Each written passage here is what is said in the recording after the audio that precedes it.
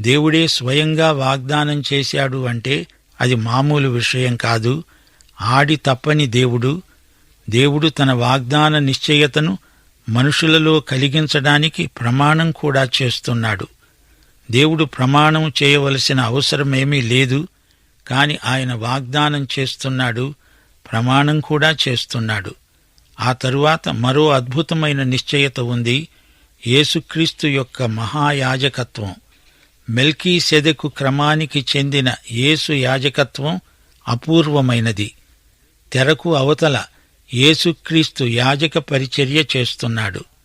విశ్వాసము ద్వారా అబ్రహాము సంతానమైన మన స్వాస్థ్యమును మనకు వాగ్దానం చేసి ప్రమాణం చేసిన దేవుడాయన.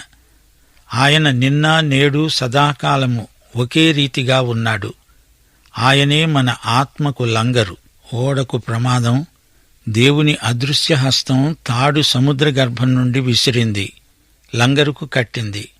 మనకెంతో నిరీక్షణ, ఆశాభావం, ఆనందం. నిశ్చింతగా ఉండిపోగలం. అదృశ్యలోకానికి ఎక్కి వెళ్లిన యేసే మన ఆత్మకు లంగరు. ఈ లోక సముద్రంలో ఉన్న ఈ ఓడకు పరలోకంలో ఉన్న యేసుక్రీస్తు లంగరు. ఈ వాక్య భాగంలో మనకు ఎంతో ఆదరణ చేకూర్చే బలమైన మాటలున్నాయి. లంగరు భూమి, లంగరు తాడు, లంగరు. యేసుక్రీస్తే మన లంగరు. ఈ నిరీక్షణ నిశ్చలము స్థిరమునై మన ఆత్మకు లంగరు వలె నుండి తెరలోపల ప్రవేశిస్తున్నది.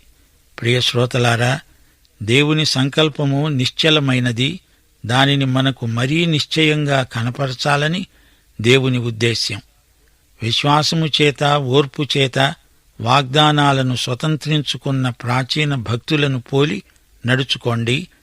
దేవుని సంకల్పం, దేవుని వాగ్దానం నిశ్చలమైనవి. దేవుని వాగ్దానం అబద్ధం కాదు, దేవుని ప్రమాణము అబద్ధం కాదు. క్రైస్తవ నిరీక్షణకు ఈ రెండు ఎంతో నిశ్చయతను చేకూరుస్తాయి.